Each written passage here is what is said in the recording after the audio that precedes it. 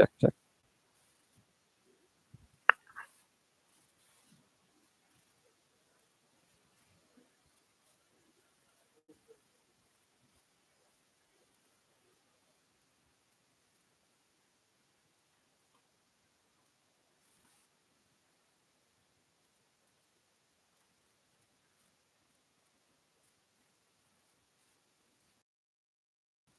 check, check, check,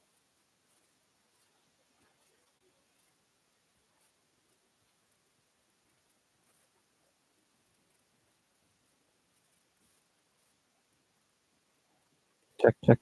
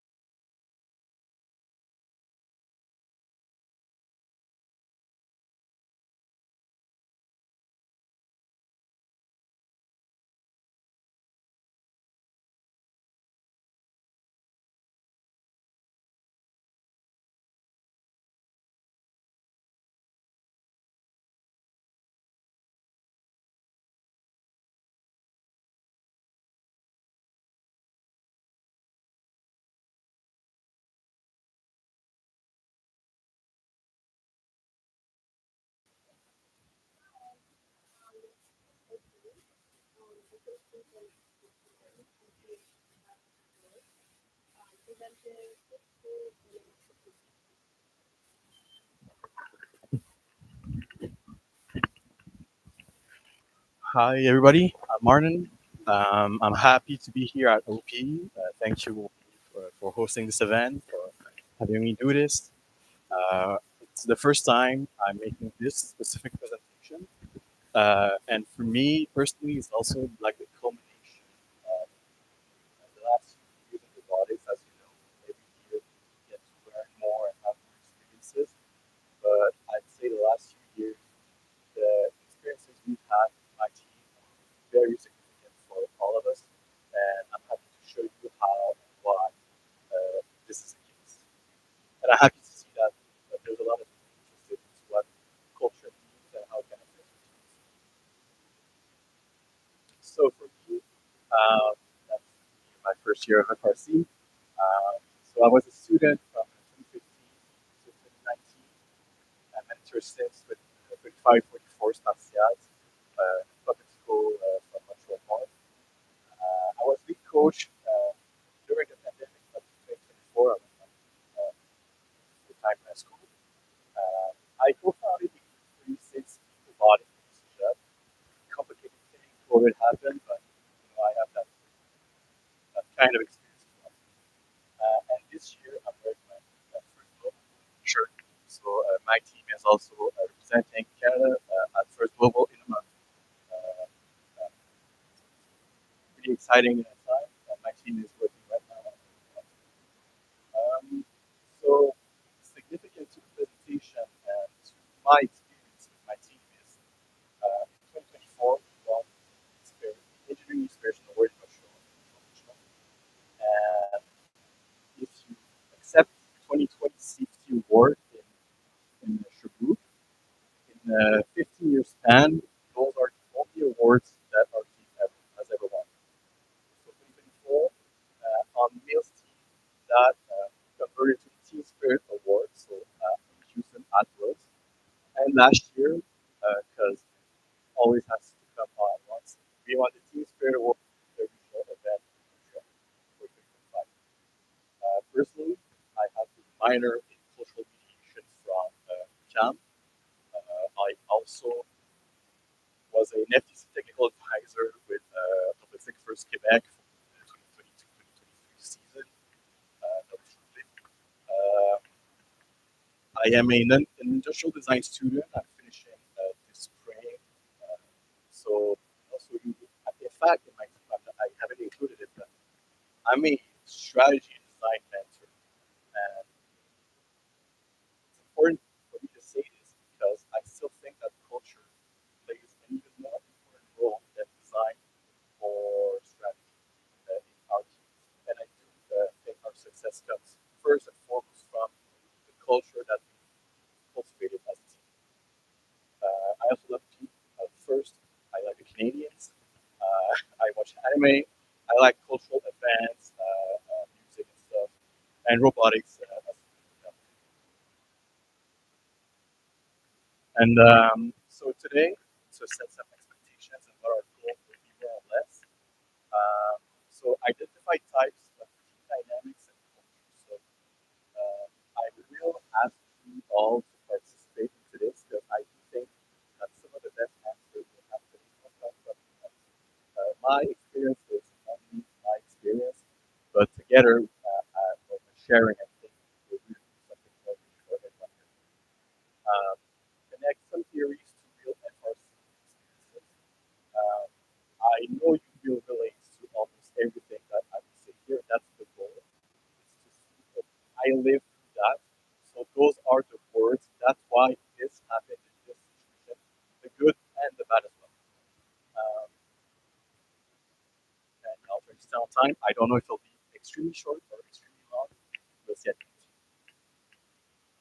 So first I'll start with some context. Then we'll go into describing what group culture is. Then observing dynamics. And as for 4 point, team spirit experience. Number four basically is the story, the narrative I have with my own team. So I wasn't sure if I wanted to do this last or first. So I wanted to ask you guys, if you want to hear about my story first or at the end. So raise your hand if you want to hear first. Okay, so we'll go at the end. All right, let's go with that.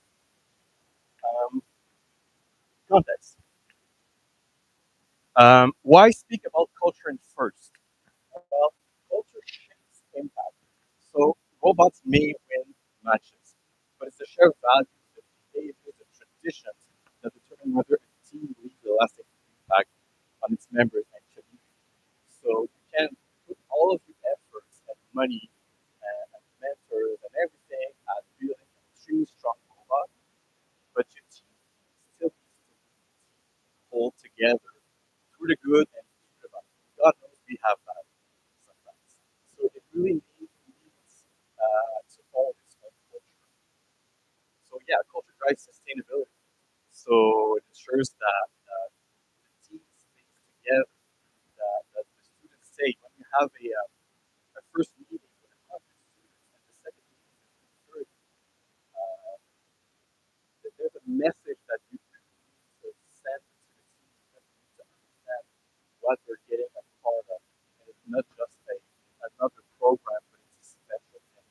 And culture needs to be special and unique. And culture also connects us globally.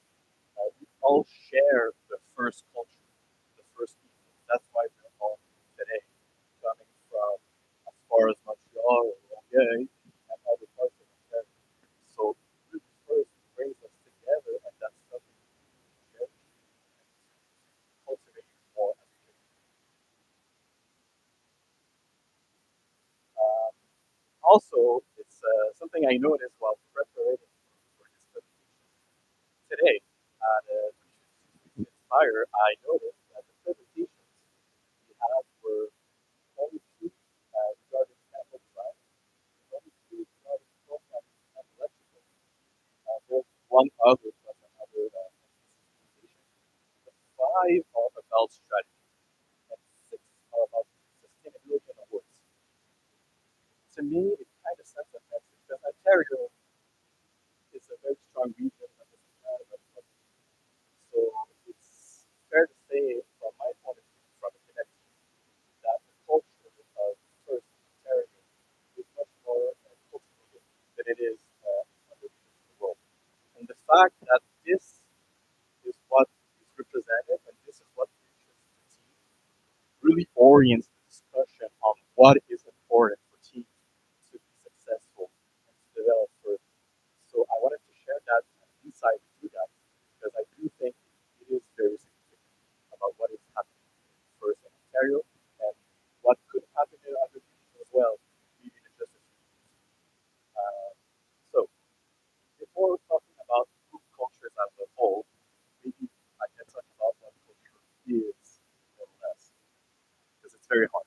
I did have a college class on the definitions of culture. There are about over 100 definitions, so I'm not going to go through all of them, but I can kind of try to summarize some. So, in first, culture is the invisible set of shared values, norms, and practices that shape how a team collaborates, competes, and thrives. We all have those traditions and norms and values we do have that are unique to our teams, whether they are intentional or not. That is extremely important to say. Um, so culture is always there, whether you manage it or not. And every team develops all those habits and spoken rules. And if you don't shape them yourself, if you don't take control of it, uh, they still exist and they can either support or even sabotage your goals. And we'll go a bit further into the presentation. Culture is always people in competition. You see the spirit of each team at the competition. You see the teams that get well together, get on well together. You see the teams that are all focused and know what their goals are. You see the teams that are having fun all over as well. And sometimes that leads to some very as well. And a lot of it is yes, due in part to their preparation.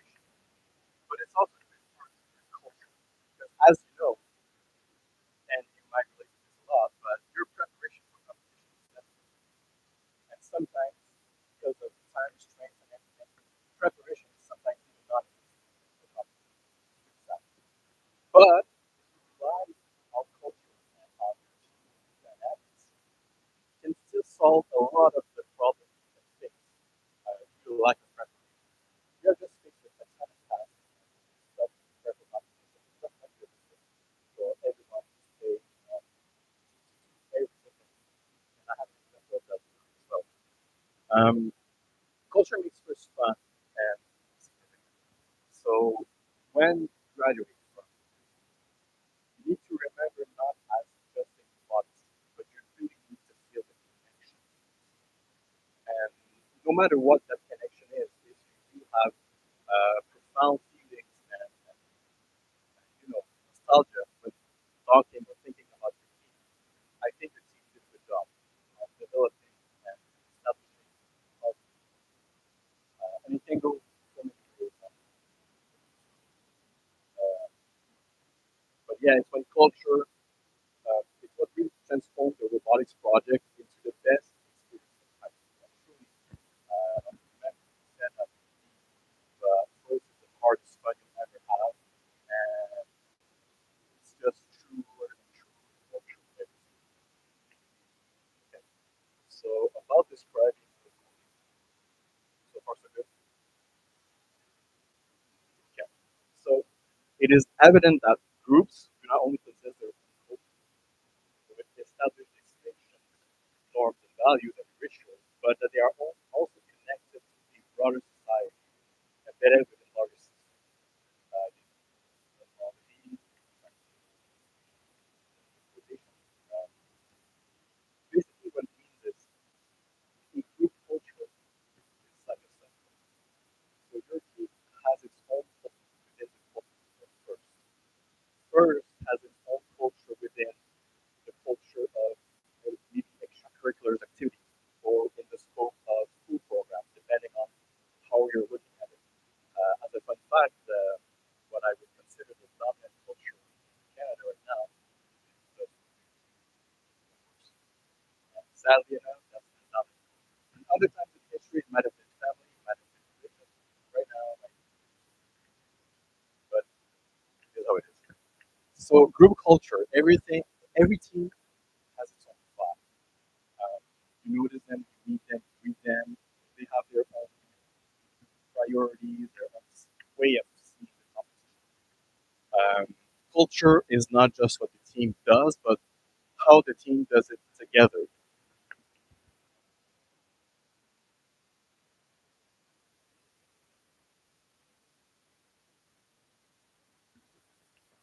So,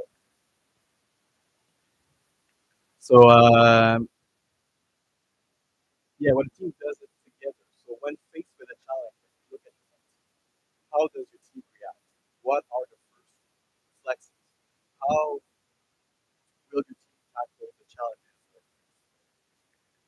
Uh, those are not things you can usually prepare for, except you have preparation for everything. But it doesn't happen. You for the students, you a meeting, you a call, you go to a mentor, a specific mentor. What is going on? How do you react? And culture forms, as I said earlier, whether you manage it or not. And um, what can also happen within a team is that you have multiple cultures developing within your own team. I won't go too much into that, but when I said that you need to manage your culture and how it's message and everything uh, communicated, that's a kind of a part.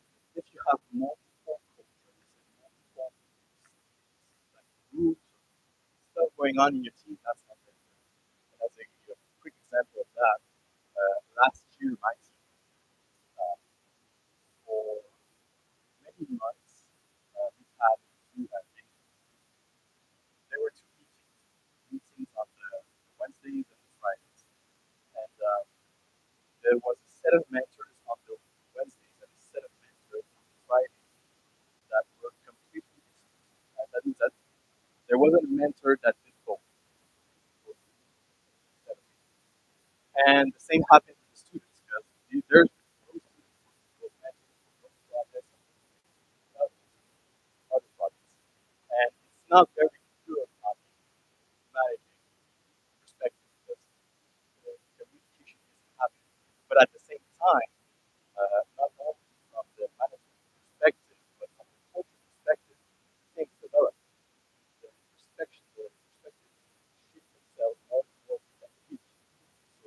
certain point, you're like, okay, so we're going over there, and you're saying, no, we're going over there, and the conflict that this creates is a very bad conflict because it's hard to solve because you already went too far in a certain direction without your own mind on certain things. So really, the key dimension you need to remind yourself of is the norms and the values. So that, and I'll ask you for examples later, but really, really specific values, the things you shake hands with, you say hi, you do high five, those are the kind of good things as well that shape how your team is. What are the symbols, like the mascots, the chants, you do things regularly, and a lot going on, and parents, maybe barbecue, like today. So what is that kind of thing? And secret meetings, like you all raise your hand if there's a tool or a bar or some system that your teammate that has no link with the action. So that's one of the best examples of culture because I know every team has it. You know, that's the not the key, that's the dragon. It's like a dragon, or whatever other reason. Like so many reasons why you would think something else. And identity and belonging. So how my team is different from other teams. You really need to feel like your team is its own thing. So what makes your team stand out and significant to your team and significant.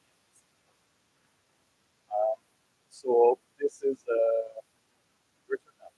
So can you guys think about something, a cultural element of your team that that shapes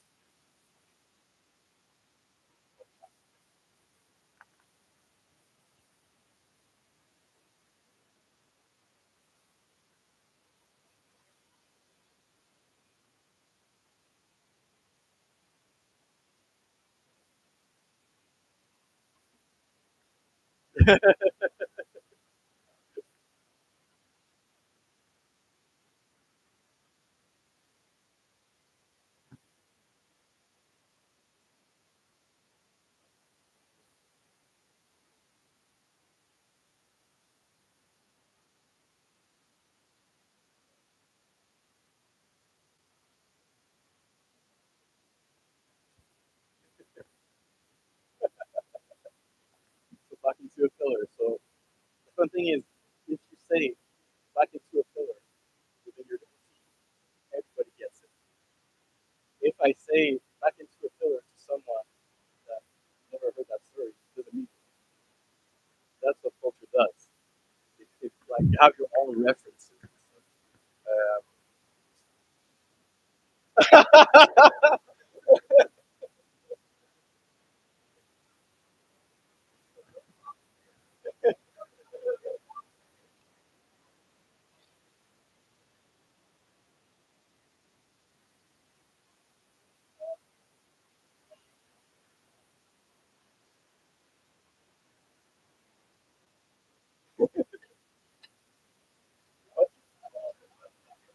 but you know what?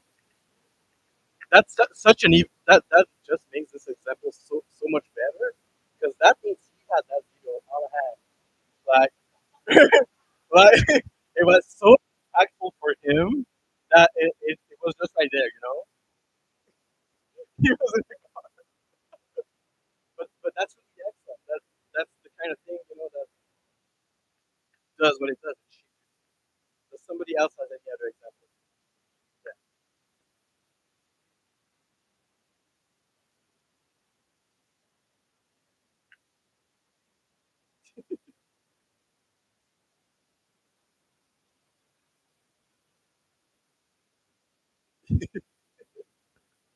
Yeah, and I can add an example from myself, and that comes from another team sharing their own culture. Is that when they went to the shore in Another team put a 10 cents with their pockets on their robot card, and they said it's for good luck. Right? In 2019, they came to visit us, and they brought a 10 cents, and they ate that 10 cents on our robot card. So honestly, I don't know from where that started, because if the team did it to us, like where did it actually start? But that's the kind of fun thing in culture that the new students today, they look at the 10 cents on the robot card, they're like, why is this? And it's a story to share and tell. You know, it's for good luck. You have to understand it's for good luck. Some of the stuff because we do a lot of stuff, of course. And the thing with our team, especially, is that encourage a lot of those kids. If you want to take a picture of someone on the wall, sure, whatever. The you have the infinity ball, student karate cardboard manufacturing, the Google safety goggles on it, and put a headset.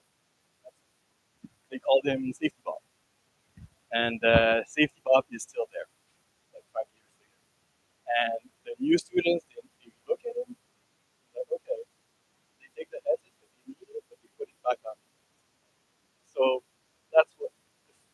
There's no reason to do that. It doesn't make your robot better.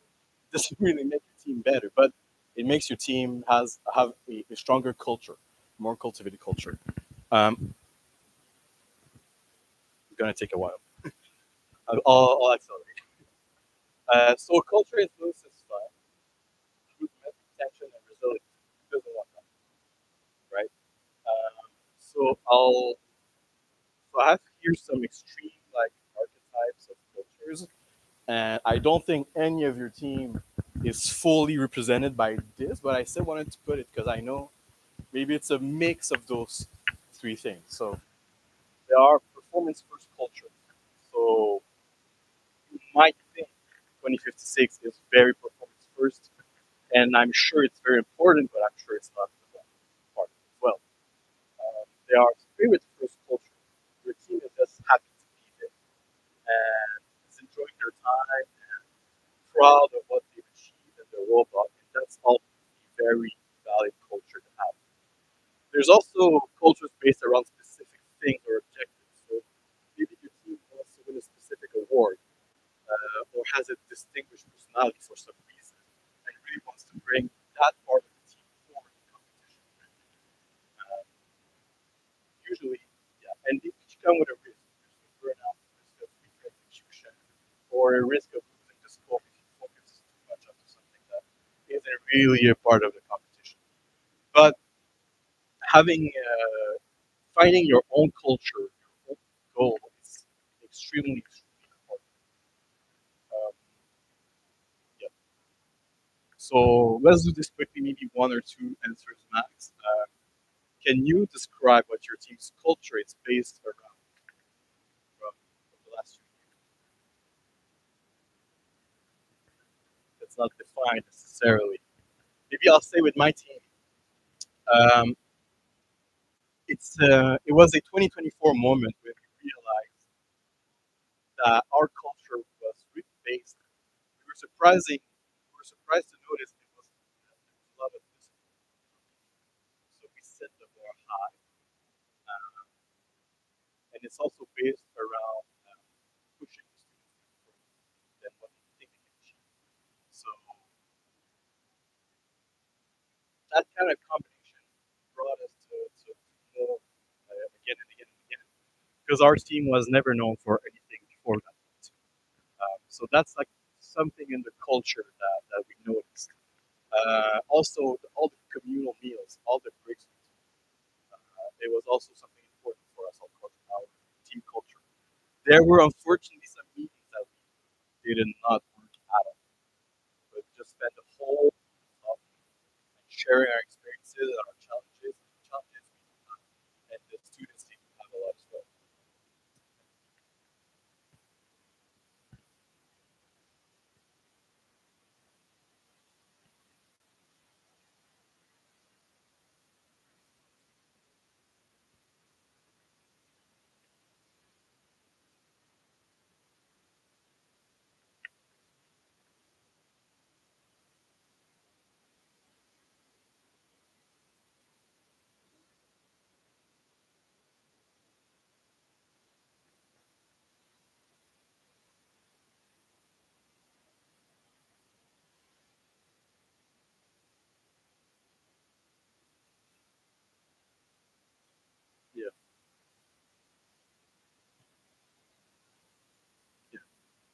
And this part of the presentation does connect very well with the next part of team dynamics.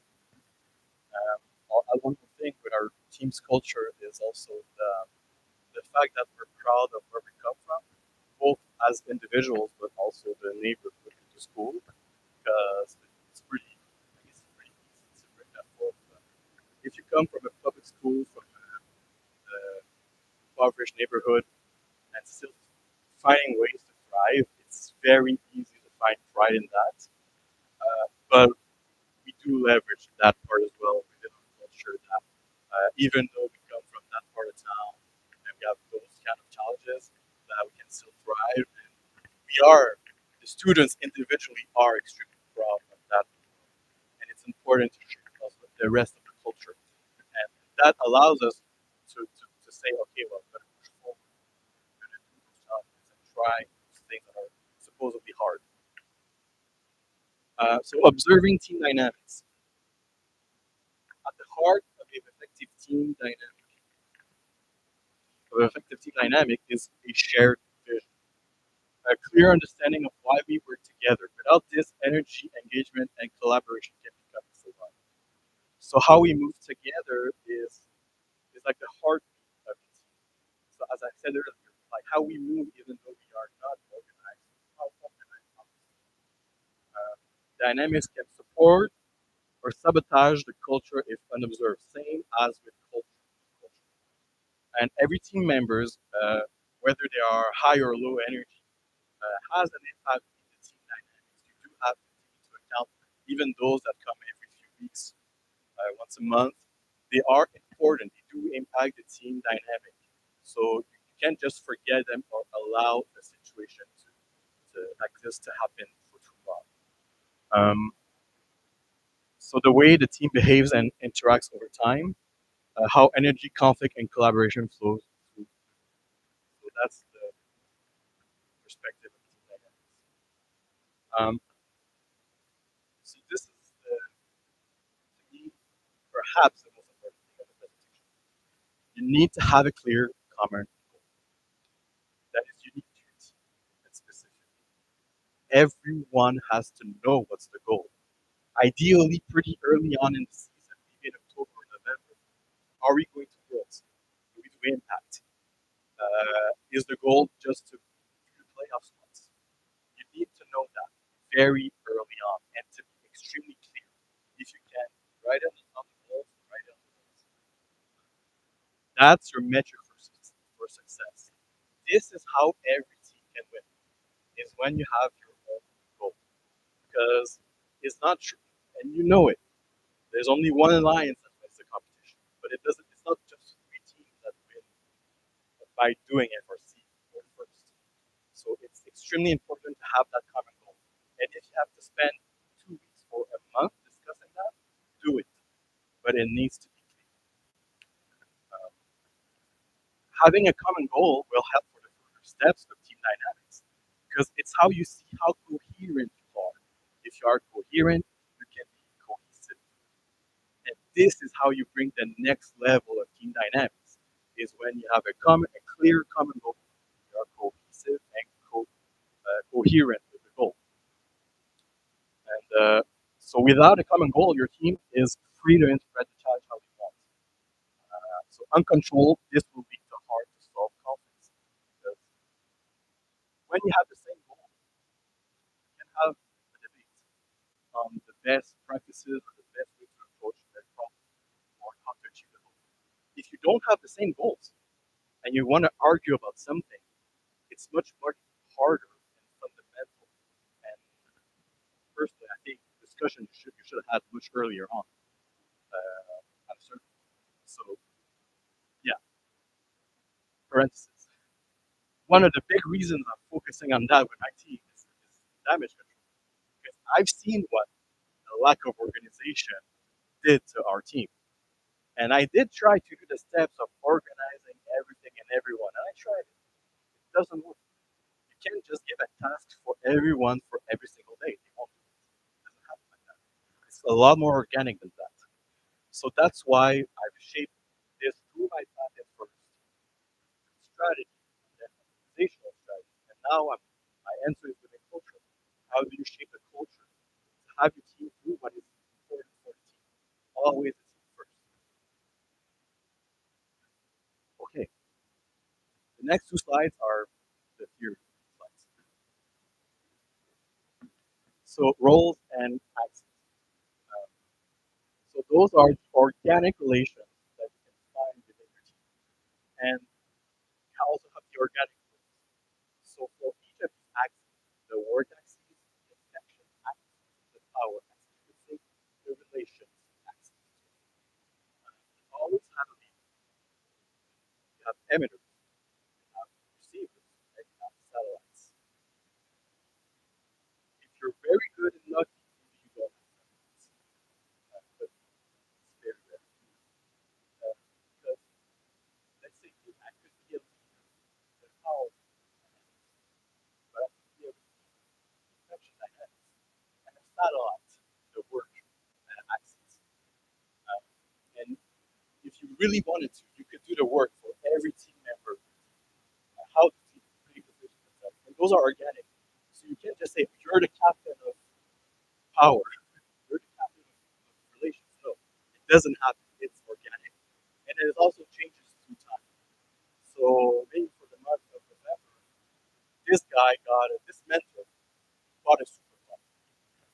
And for that specific month, there's a hype around the fact that that mentor got a supercar.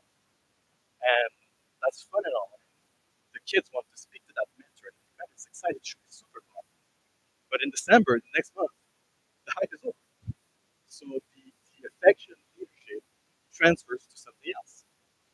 Maybe to the one that does organizes the best Christmas party. I don't know. So that does change through time. So to go more to this, so the work axis is really how the members contribute to getting the work done. So it's really that the working people. It doesn't need to be the leader, it doesn't need to be the captain, but maybe the one that stays the latest to work on a certain project, who is most motivated to work on a certain project. Uh, yeah. So you can also see the people that don't contribute to work. They come, they give ideas, they help, they laugh, they joke around. 5:30, they are still essential to the team. That's the important thing, because you have all those members in the team. Those that are very enthusiastic but don't work a lot. Those that are very silent, but they're really focused on what they do. And every team is essential because of that, because you need strong leaders in every one of those activities to develop your team dynamics. And as I said, they evolve as well. Don't force people into those, but you have to make sure as much as you can, as organically as you can, that those are covered. If you don't have those in your dynamics, your team is at a risk of problem. But usually, when you have 5 to 10 people at the very least present and somehow doing some work, those form pretty organic. This is pretty clear. The next part, one of my favorites as well, are the stages of group cohesion. So, to look at this, we evaluate primary and secondary tensions. Primary tensions are related to structure, roles, norms, and interpersonal uncertainties.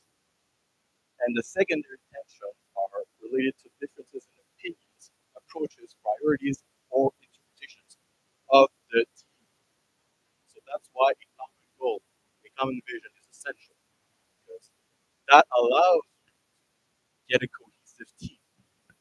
So the first stage of group cohesion, the members don't know why they're here. They don't know why other members are there.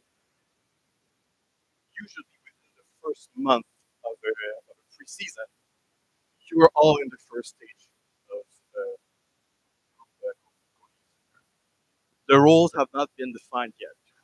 You don't know the people don't know each other. You don't know even the previous step. You don't know who sits where because there's just too many unknowns. People are usually polite and careful with their interactions. They don't try to bring conflict to the table.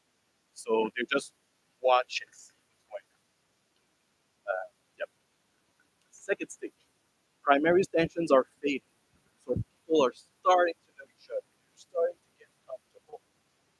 The roles are starting to be more defined, both the organic roles, but also the real team, maybe some captains, or some students take more leadership in certain roles. The presence of apparent leaders do become obvious. There's a tendency to develop more on ideas, and there is place for some conflict. Notice that I do talk about conflict in each of those steps because there is always conflict.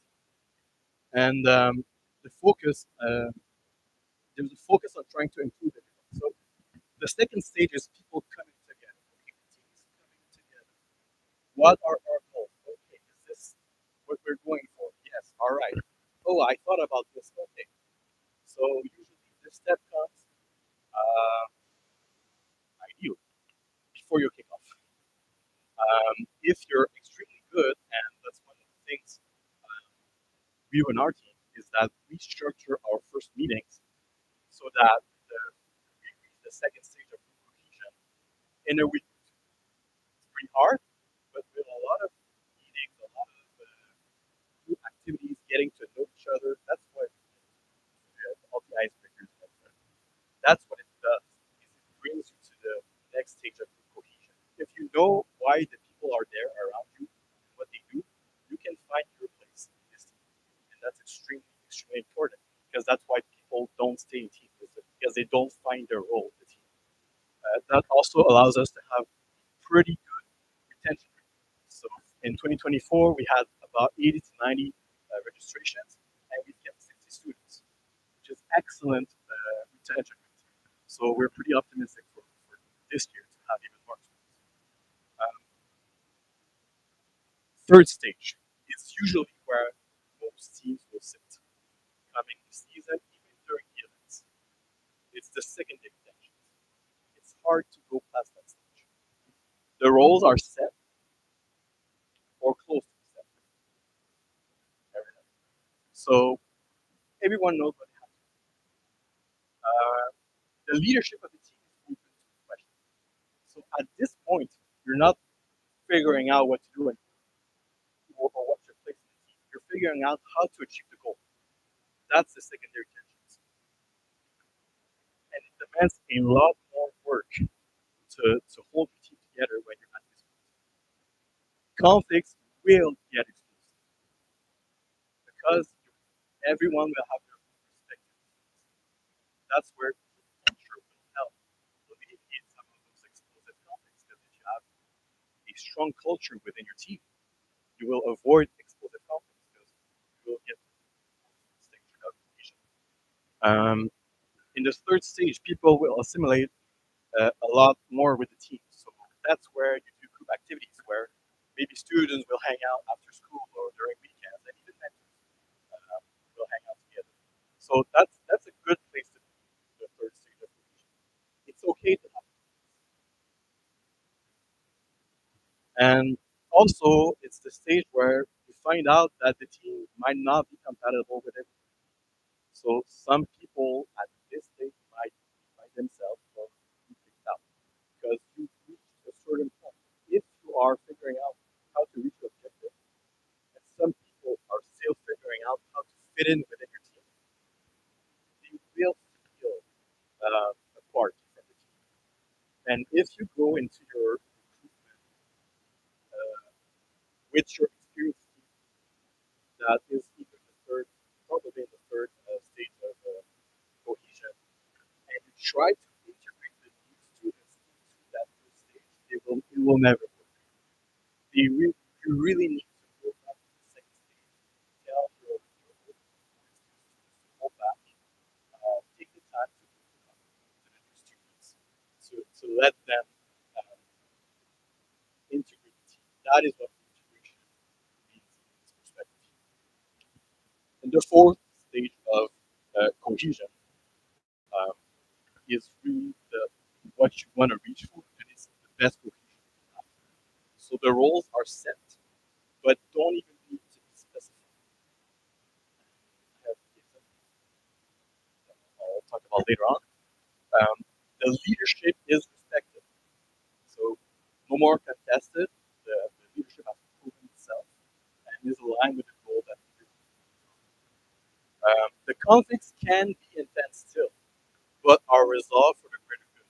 So this is the part where you can have an argument or a debate over, let's say, a subsystem you're interested in doing or a project you're going to do for impact. Both ideas can be very high stake, but you take the time to debate and in the end recognize what is in the best interest of your team. If you're really cohesive with your goal, you should be able to accept what is the best outcome more objectively. It's not as simple as that, but it does help a whole bunch to resolve a lot of the conflicts. Um, and in the end, you want to have those conflicts because they will lead to the best outcomes. If your idea is pretty good and you think it's pretty good, you have a good reason to defend it. But if the other idea is much better, you hear about it, you defend your idea, he defends or she defends your idea, and being better, it's better for everyone to go with the better idea. The trust towards the team is high in the fourth stage, and it's easily at risk of falling back to the earlier stages. So usually the fourth stage of cohesion is pretty fleeting in time. So it's not realistic to expect that you'll have the fourth stage of cohesion for years. It's usually around competition season, and when stakes are high, that the team really gets together when it's important. And I know most of you might have felt that at some point or another, where the team really came together and did some stuff you never would have imagined. So I have a quick question for you all. So what stage do you think your team was in at kickoff for the 2025 season and versus your last event? Where do you think you reached? With a little explanation if you want to share that. So what stage was the team at kickoff versus what stage were they at your last event?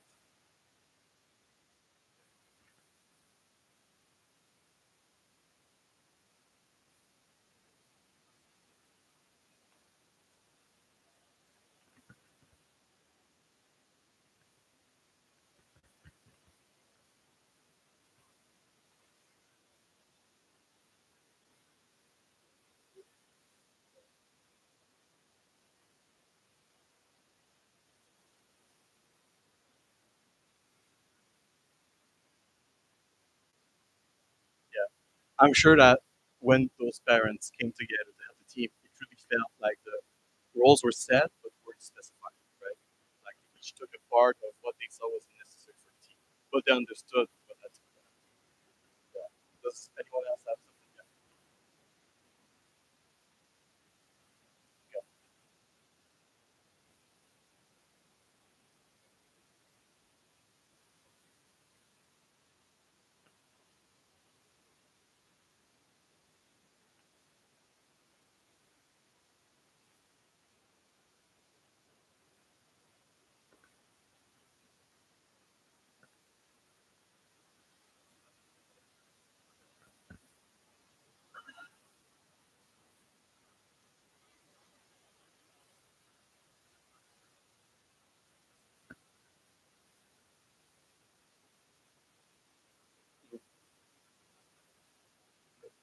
Interesting. And you understood well that it changes through the season. It goes back, goes through, comes back. Yeah. That's great. It's almost over. So I want to speak about my own team's peak dynamics experience. How do we come? How does it happen that a team can be a team spirit before? How does it happen? Um, so of course, you have to expect that we had a level four of group cohesion within our team by that time. I think we had a level four of cohesion by the time we qualified at our region. Um, and the distinction we had is that for the regional event, the preparation, the roles were set and managed extremely well. Coming to Houston, there were no roles. We did not have the time to prepare, but still, everyone knew what to do. No mentor had to tell anyone, basically. We knew who was presenting. We knew who was doing media. We knew who was doing scouting. We knew what the drivers had to do, what the strategy team had to do, what the pit team had to do. We didn't even have to tell, okay, who's coming to set up the pit. We knew who was coming to set up. That's the kind of cohesion we have. Um, for everyone in that team, this Houston experience in 2024 was the most significant team experience for everyone. Not just in first, but all school or work related experiences. That's something from my point of view, but it truly did feel like everyone was a main character. So everyone had a role, and really a significant role. Everyone was doing something, walking, running, speaking with other teams, other people, trying to do real. I don't know what they were doing, honestly. Because coming back to the hotel, I heard stuff that other people did, other mentors did, other students did, and I'm like, I had no idea this would happen, but it's so great that it did, and I was just happy for my team that it did. And I had usually I had to, as a lead coach, to interact and ask people to do that kind of stuff, or even be there to make sure that it happened. But it wasn't necessary. It also was a culmination of 3 years of preparation and growth. So in that team, at least 75% of this team uh, was with the FRC team for at least 3 years or 2 years. So that's also a significant part of how and why we reached that point. That significant point that our team has never reached in 15 years. And you should probably do that in say, in 3 years we're going to win. 3 years we're winning that in 3 years because it sets expectations. And when I did that at first, because I had a lot of secondary threes, which is ninth year, uh, they believed me. They said, okay, sure, that competition is hard, but we're going to work hard and should make sense. Right? 2 3 years, we reach the level that we need to win or achieve the goal. So for 3 years, our goal was simply to go to sports because our team had never went to sports. We didn't know how, but we wanted to. We, through those 3 years, we understood our own strength by experience. So what works well for us? At the beginning of those 3 years, I don't think we had a defined culture. At the end of those 3 years, it's much easier to say that's what the culture was. We built our team's culture. Today, we simply cultivate what we have, what we define as a team. And my team, even though it's a 3,000 number, it's a pretty brand new team because we had to reshape everything since the teachers left. Everybody left, so I took over. So it's basically a brand new team for me. The capability for everyone to respond well to any situation. That's how we won. So the judges came into the meeting, and the worst situation happened. Charles, who was our programmer and our judge presenter for the robot, thought they were the robot judges. So he started talking about the robot and why the name of the robot was wrong. So he started talking about it, and he noticed they were not the robot judges. So he started making signs to the people nearby, and the team members nearby started to, yeah, to came, two more came, and within 2 minutes, there were 10 students around the judges. Usually, you don't plan for 10 people, 10 students to be around the judges. That's not plan A, that's not plan B, that's not plan C. Um, and the actual students that had to present got there last. But every one of those students, what they did is what they talked about their own experience. And they talked about why the team is important for them, what the team brought for each of them, the unique things for each of those students. That's why I said they were each like a main character, because they each had their own story of why the team is important for them. And those 10 students got to tell that story to the judges. I wasn't a spectator of that scene. Another mentor was, but that's what I got told. And the judges seemed to be looking at this. But that's the judges' presentation that allowed us to win the Team Spirit Award. It wasn't the script, it wasn't the preparation, it was simply the demonstration of that cohesion, of that group culture, and the team dynamics that the students themselves on the spot created with the judges. And that feeling truly was good. What about you guys? Do you have any experiences of those peak moments, those peak experiences that happen, maybe during a competition or preparation?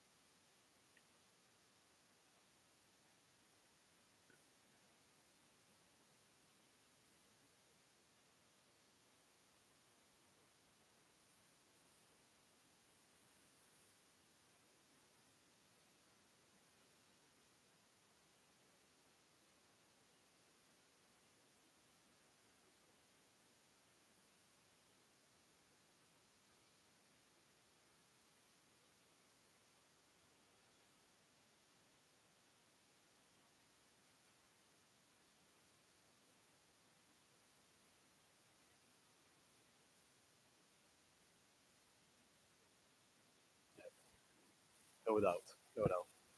That's awesome. Does anyone else want to share something? Well, in this case, I hope you like this presentation. I hope it will help you view your teams in a maybe a different way, a different perspective, and help you guys for the coming season. Are there any questions? Yeah,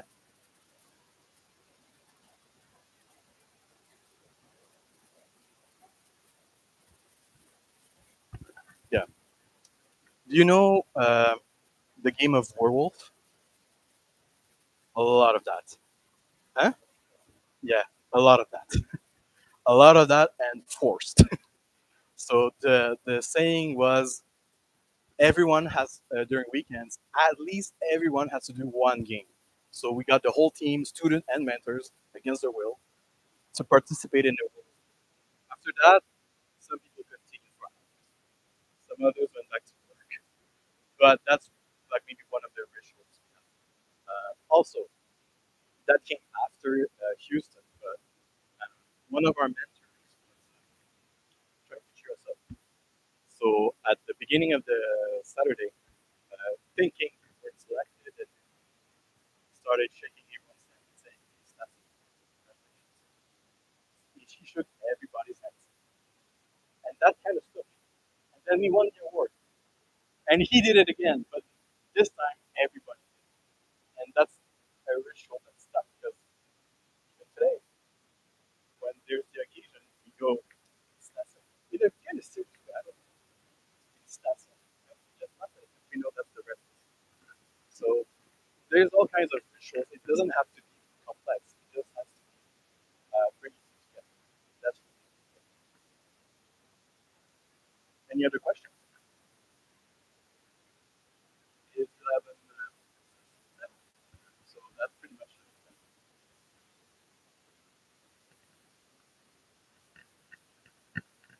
It's very hard. I have not thought about it. The big vectors of culture in your teams are the mentors.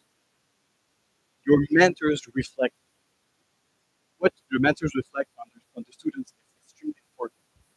If your mentors are not very polite with each other, your students will tend to not be very polite with each other. If your mentors are very professional, your students will tend to. that's actually one of the most significant things, is that whether you are OP or a rookie team or an old team that never had any success in competition, the mentors are still the best and the most important vectors of culture. So how do you keep the culture intact? Is through the mentors. And more than any training or institutional knowledge or whatnot that you can have to be performant, the mentors carry the culture from season, whether you want it or not.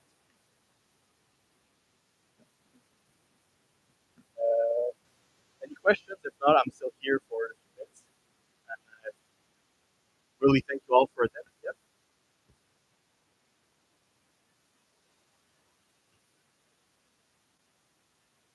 Yeah. That's I'd say that's a lot of the mentor's job. But the first meeting, that's I think where it's most important. We take things slow. We go back to square one.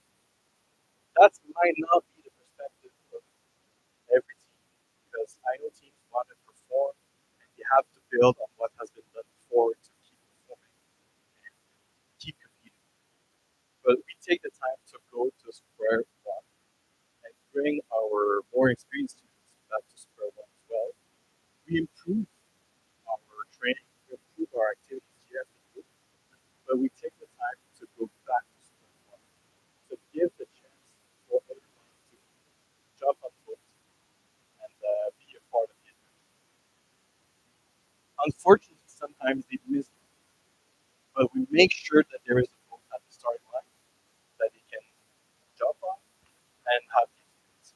But I think you have also to be aware that there are rarely, at least one or two kids sometimes every year that are very compatible with the rest of the team. Because if you want to build a certain culture, have a certain objective, it is possible that you would have very incompatible elements within that team. But they're usually not the people that get most involved. They're usually people that stay inside. They say, there's nothing to do while there is so many things. Well, it's because they're either not interested or they don't. So that's usually the elements that you have to remove sometimes. But you really need to give it a chance. And every chance. As a mentor, that was actually mainly my role. I really took the time to make sure for weeks and weeks and weeks that that student really did love what I teach. So taking them by the hand, showing them everything I can, trying to interest them in anything I could. And if it truly did not work, give them to another mentor. And if that not worked either, then that's good.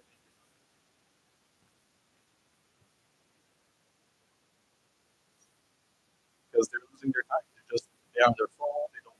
If they're not interested or they don't want to work, yeah. Something that makes it easy for our team is that it's a free team to be a part of.